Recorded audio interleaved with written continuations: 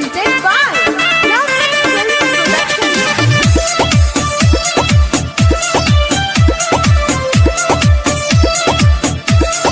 Music by Gaurav Roshan.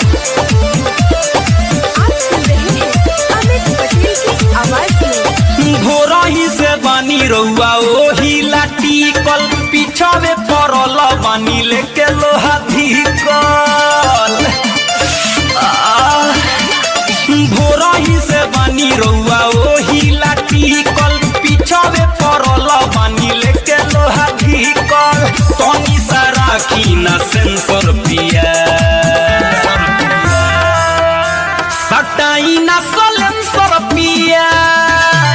घोड़ी में धली कैंसर पिया सटाई ना सलेंसर पिया घोड़ी में धली कैंसर पिया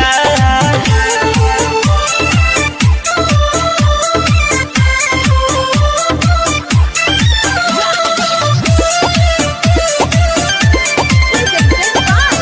Lovely Films Production.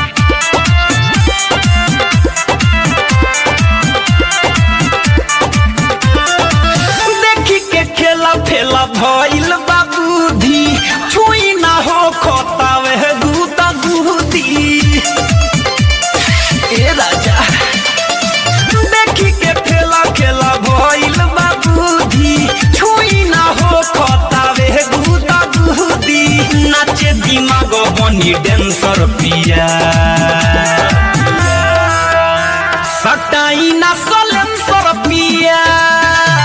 घोड़ी में धली कैंसर पिया सटाई ना सलेंसर पिया घोड़ी में धली कैंसर पिया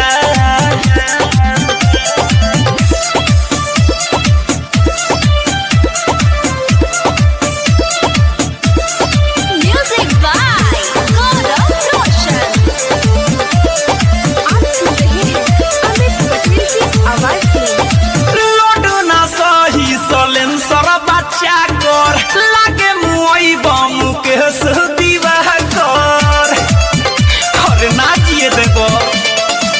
लोड ना सही सलेंसर बच्चा कर लागे मुई बयमित दीवा कर काहे बनेल फाइनेंसर पिया सटाई ना सलेंसर पिया ढोड़ी में धली कैंसर पिया सटाई ना सलेंसर पिया ढोड़ी में धली कैंसर पिया घोरही से बानी रउआ ओही लाठी कल पिछावे पड़ल बानी लेके लोहा धिकल तनी सा राखी ना सेंसर पिया